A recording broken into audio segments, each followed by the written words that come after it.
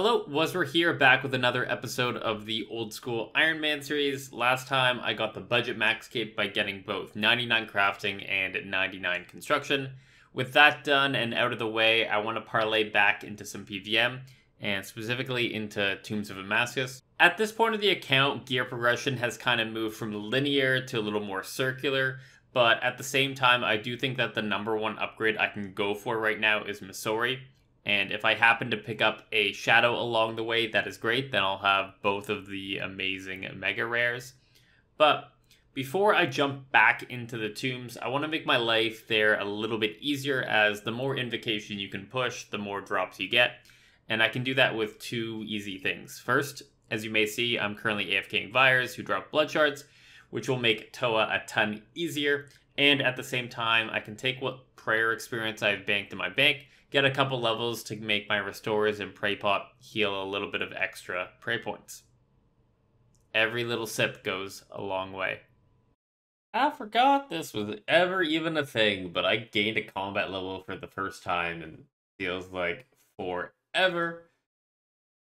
I think that might be my last combat level. Maybe I'll gain one. Yeah, I'll gain one more by the time I get 99 defense, but the rest of my combat levels are through my prayer level. The kills are going well so far. I'm at like 220 kills.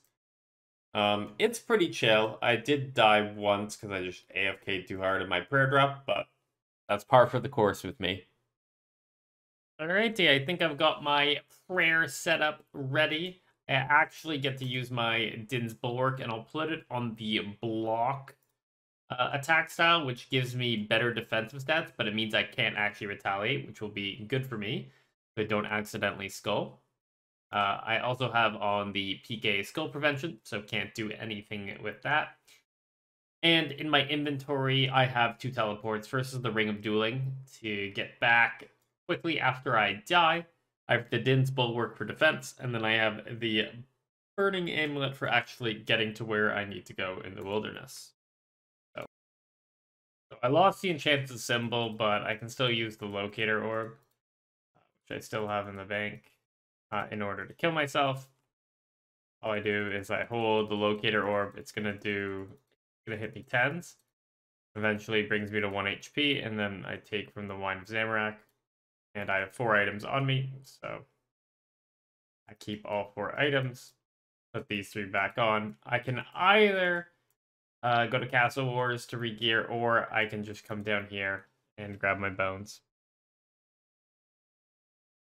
And that's going to be the end of my Wildy adventure. I still have some Dragon Bones in the bank, but honestly, I just kind of don't like the wilderness and dealing with PKers, especially when I'm like, pretty much, by being defensive, it negatively impacts me. Like, if I bring more items, I lose it when I die. If I bring food, I have less bones. That's like the part of the wilderness I don't like, when it's pure predator versus prey. Maybe it's bitch made, but it is who I am. But I have enough banked in prayer experience that I can get up to 88 without using the wilderness, which was my main goal. So I am going to start working on that. 87 prayer, just chilling here using my Sinister Offering. I'm using a plugin I wanted to highlight here. It's called Inventory Viewer. And essentially, it just repopulates your inventory at another part of the screen. So if you're ever doing something like Sinister Offering, where you want to be able to tell when your inventory is empty and you're out of bones, you can put on this plugin. Wow, so the ashes are bye-bye. I can turn off this plugin. And we can see in here, I still have a bunch of ensouled heads that I can go ahead and use. And that should get me the remainder of the experience. Yeah, I'm 72k experience away. Not worried in the slightest. 88 prayer, the level has been obtained. I don't actually get anything for this, but it does make both my pray pots and my restore pots heal 1 extra prayer point. And the 4 bonus levels will help with tombs, because I'll get 4 more prayer back each room. I kind of netted myself 30 or 40 prayer points in a tombs run. So it's only a restorative, but every little bit helps. Eventually, I will be able to get my prayer up even higher, up to 92, 95, 99. And I'm unsure of what the prayer requirements are going to be on the Desert Treasure 2 prayers, but I might need to train a little bit to get that up. Editing a video, and I completely missed the fact that I got 95 defense. I'm about 1,500, 1,600 fires into this grind, and I don't have a blood shard yet. So I'm hoping I can pick one up relatively soon. So that way I could start pushing the invocation a little bit higher at Tombs of Amascut and get that Masori a little bit quicker. But we got 4 levels to go, and next defense level I will get up another combat level. So I've decided to add Holy Overloads into my invocation setup, bumps it up to 15, so it's 350 every time, which is a better reward chance, but it also is more points because I'm killing Kefri. So like this time, I got a 6.3% chance at a purple versus like the 5.7, 5.6, 5.4 that I was getting before. But unfortunately, we're still dry. 110 potato, 36 toad flax seeds in a single chest. My word. I need to do more birdhouse runs. I'm about 15 dry since I got the light bear, and I still don't have a gem. I really want to get this yellow gem, or at least the blue gem, or a piece of Masori, or the shadow. Just give me something, Yagex. Now that I have 99 construction, whenever I get these mahogany logs, I'm like, damn, I should have just done some tombs for logs, but 110 potato cactus and 15 renard seeds, like, that is juicy. Watch me, like, get a second dragon pickaxe from these 25 kills. Oh my god! No way! So I was, doing some King Black Dragon here, just doing the combat tasks, getting up to 25 kills. And I'm hoping my replay buffer has it. But right before I got this kill, I was like, imagine if I got the dragon pickaxe of these 10 kills, and yeah, I got one. So now I have a second dragon pickaxe, and this is really nice because it means that I can leave one in Tombs of Amascut, and then I have a second one in my bank, and or for chambers, so like I don't need to worry about taking it in or out, and the dragon pickaxe in Tombs could stay in there forever. Yeah, that's really cool. There you go. Finished off the 2 remaining KBD tasks for 10 kills in a private instance, and the other one is for 25 total kills. I had always said that I was going to do that as soon as I got a Fang, and I forgot when I got the Fang to complete it. But combat task-wise, I think I'm going to work a little bit towards getting the medium ones done. Like, they're not overly difficult, and I can kind of do them pretty quickly. Like the barrows, I can just go do. I can go kill a brutal black dragon. A lot of these are really easy to get done. Need to find a world most of the time. Well, that took a while to get, but I finally got a run where I was able to freeze every single melee brother, killed all 6 of them, and I should be able to loot the chest and get the Can't Touch Me task done. I'm happy that's over. It took me a total of 7 kills, like, first 3 times just figuring out just how to do it, and then waiting for some good RNG on the runarounds. Well, that worked out pretty well. I was doing the medium combat task to get the 25 kill count at the Deranged Archaeologist. In the last 2 kills, I got back-to-back dragon arrows, which maybe one day I'll do the Inferno and use all my arrows there, but on to the next task. Well, that's a funny way of getting 96 defense and 124 combat, or at the Crazy Archaeologist here, just getting the 25 kills that you need. And I got my defense level. Wow, 1,000,000 defense to go. I am up to 3,000 Vire kills without a blood shard, so I'm hoping that by the time I get 99, I have at least one. But for now, we continue on. Well, my luck seems to be continuing with these wildy drops. I got myself the Malediction Shard 1, so I am going to teleport out of the wilderness. And maybe now I'll go for the Malediction Ward. I don't know. It doesn't seem like a good item in the slightest. Alright, we can put the Malediction Shard 1 in the bank. It's probably going to sit in there forever because I do not see myself making the full shield, and it's not very good for my stage in the game. Like, the ward just is going to outclass it anywhere. It's a cool item to have, and another collection slot obtained, but not a big deal. So I was just working on the solo Temporos, medium, and hard combat achievements.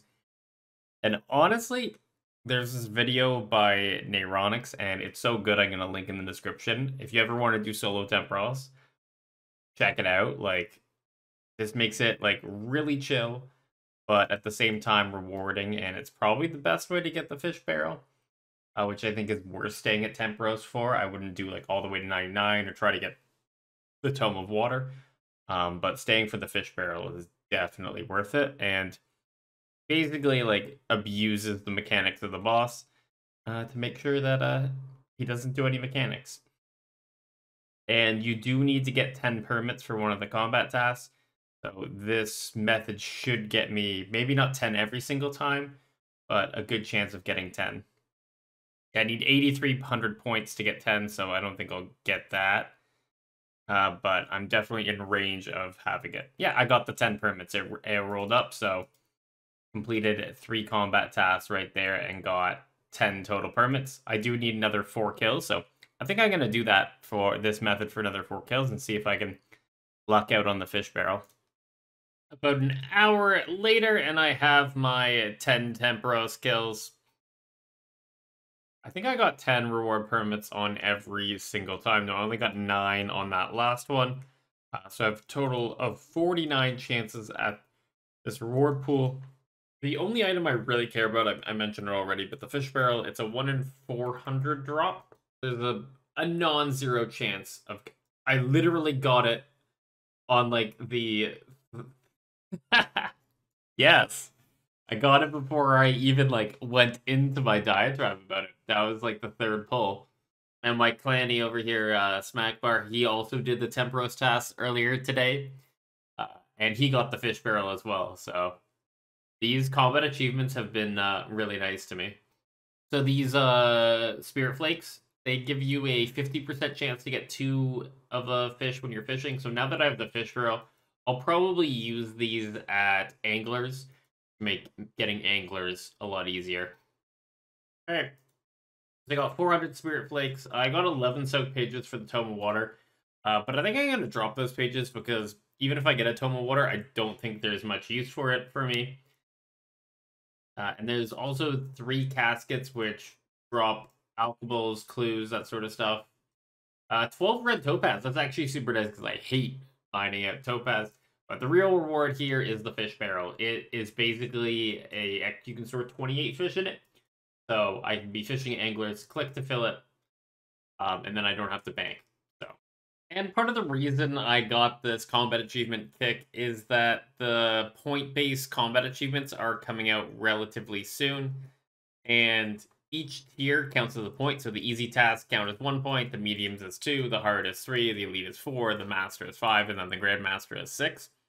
And with all of that, I have 632 points. That will definitely give me the hards once they release that. And I'm very close to getting the elites, because to get the elites, you need a total of 820 points. It's essentially the points for getting all the easy, medium, hard, and elite tasks. So I can replace those tasks with master or grandmaster tasks. But I'm about 200 away, as I have 632 points after all the CAs I've done today. And I think I'm just gonna, like, keep going through the medium list, find things to get done, and see how that goes. Looks like no Blood Fury obtained today. This is going to be my last kill. I'm up to 3,612 kills with no Blood Fury, so that's like almost 2.5 times drop rate, but it's bound to happen on select items. It's just unfortunate it's on this one. I'm just eating my lunch, and that's where it is. We got the first Blood Shard. Oh, that feels good. What was the final kill count? The kill count was 3,970. So nearly 4,000 kills, 2.5 times drop rate, but I still got 3 defense levels to go, so I'm going to stick doing it here. But once the workday's done, we'll make this Amulet of Blood Fury, and I'll talk about it in Toa. Alright, the workday is over, and it's time to test out this Blood Fury, but I'm actually going to go ahead and make a second Amulet of Fury, just in case there's any situations where I just don't want to use the Blood effect. I can quickly grab one into the bank. There may be a way to turn off the Blood Fury, like stop using charges, like there are with most charged items, but this would be easier to deal with. I just grab the one without forgetting. So I think we just use the Blood Fury, or the Amulet of Blood Fury yet. And now we have this. So it should have identical stats to the current Blood Fury. Yep. I have a Fury on, and when I swap to Blood Fury, it's identical stats. But our current melee amulet is a Torture. So we're going to gain 3 prayer bonus. We're going to lose 2 melee strength, so a lot of time it's going to be a max hit. And we'll lose 5 on the accuracy. But we're also going to pick up a lot of defensive stats. Then it has a special ability whenever we use melee attacks, where there is a 20% chance to heal, and whatever we hit, it's going to heal 30% of. So if I go ahead and I hit a 50, there's a 20% chance it'll activate, and if it does activate, I'm going to get 30% of that back, so I would get 15 HP back. It's going to be really good because it's my only access to passive healing in Tombs of Amascut. So that's going to be very, very valuable because the only way I can heal currently is through Bruise or Blowpipe specials or getting the HP back at the end of the room.